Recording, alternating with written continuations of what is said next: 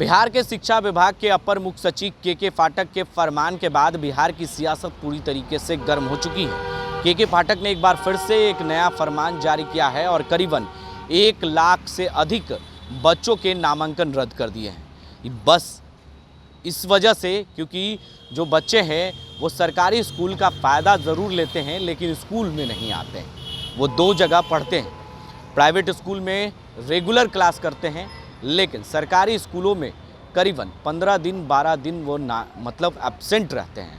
ऐसे बच्चों को चिन्हित किया जा रहा है और ऐसे में सभी को पत्र भेज दिया गया है। यहाँ तक कि जिला अधिकारी को भी दिशा निर्देश के पाठक ने दे दिया है और इसके बाद जो है 1 लाख से अधिक बच्चों के नामांकन भी रद्द कर दिए गए हैं। इसको लेकर अब सियासत तेज हो गई है। ऐसे में लोक जनशक्ति पार्टी रामविलास के राष्ट्रीय अध्यक्ष चिराग पासवान ने इसके लेकर ट्वीट किया है और जमकर सरकार पर निशाना साधा है और सीधे शब्दों में ट्वीट में बिहार के मुख्यमंत्री नीतीश कुमार पर हमला किया है। वो ट्वीट हम आपको दिखाते हैं और पढ़कर बताते भी हैं कि क्या के पाठक के इस फरमान के बाद चिराग पासवान किस कदर नीतीश कुमार पर नाराज़ हो गए हैं और गुस्से में उन्होंने ट्वीट कर किस तरीके से हमला किया है वो भी हम आपको बताते हैं। लेकिन उससे पहले ये ट्वीट की तस्वीर देखिए किस तरीके से चिराग पासवान ने लिखा है। मुख्यमंत्री जी, आपके कार्यकाल में बिहार में जहां एक तरफ शिक्षा के क्षेत्र में पिछड़ा राज्य रहा, वहीं आपके अफसर की तानाशाह रवैया ने बिहार के 1 लाख बच्चों के भविष्य को गर्त में मिला दिया है। शिक्षकों पर अब लाठियां बरसाते हैं, अब बच्चों के नामांकन रद्द करते हैं। तो आप चाहते क्या हैं कि बिहार हमेशा पिछड़ा राज्य रहे? बताइए नीतीश कुमार जी, इन बच्चों का अब क्या होगा?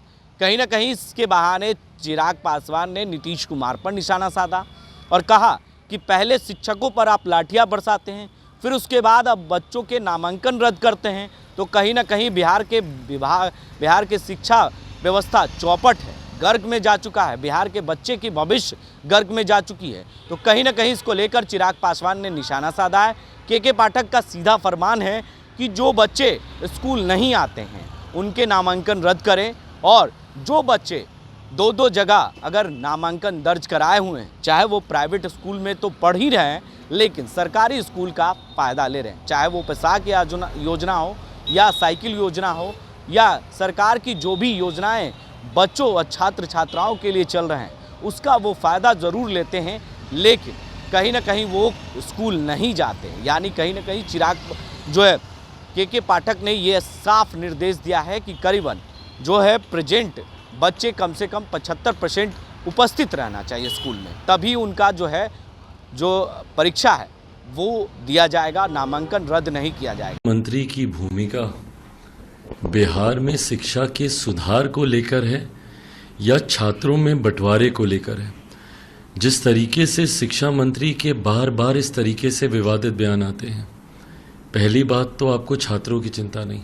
आप एक ऐसे प्रदेश के शिक्षा मंत्री हैं जहां पे सालों साल तक कोर्सेज समाप्त नहीं होते, जहां पे प्राइमरी एजुकेशन बद से बदतर होती जा रही है, जहां पर भवन ही नहीं है बच्चों के बैठने के लिए, बेंचेस ही नहीं है बच्चों के बैठने के लिए।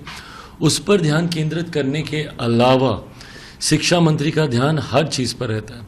इस तरीके के विवादित बयान देने से कोई भी सामान्य व्यक्ति भी ये बताएगा कि सिर्फ समाज में बंटवारे की भावना उत्पन्न होगी। भाई कई लोग हैं जो आस्था रखते हैं रामचरितमानस पर। आप शिक्षा मंत्री हैं, भाई कैसी भाषा का आप इस्तेमाल कर रहे हैं? पोटेशियम साइनाइड, भाई अगर वो पोटेशियम साइनाइड होता तो अभी तक तो सब लोग समाप्त हो गए होते। भाई कैसी बातें आप कर रहे हैं? और इस तरीके की बेफिजूल बातें आज की तारीख में कर समाज में बंटवारा पैदा करने के अलावा इससे किसी को क्या प्राप्त होगा? क्या शिक्षा यही सिखाती है कि समाज में बंटवारा पैदा करें धर्म के नाम पर, जाति के नाम पर, अलग अलग संप्रदायों के नाम पर? या शिक्षा सबको जोड़ने की बात करती है, सबको साथ मिलकर आगे लेकर चलने की बात करती है? और यही कारण है क्योंकि बिहार के शिक्षा मंत्री का ध्यान ही इस तरफ नहीं है, इसीलिए बिहार से बच्चे पलायन करते हैं, दूसरे राज्यों में जाते हैं। एक बार शिक्षा मंत्री ने जानना जरूरी समझा कि भाई कोटा में बिहार के बच्चे क्यों आत्महत्या कर रहे हैं? क्या एक बार भी उनके परिवार वालों से जाके इन्होंने मिलना जरूरी समझा? सिर्फ विवादित बयान देने के अलावा इन शिक्षा मंत्री का और कोई काम नहीं है।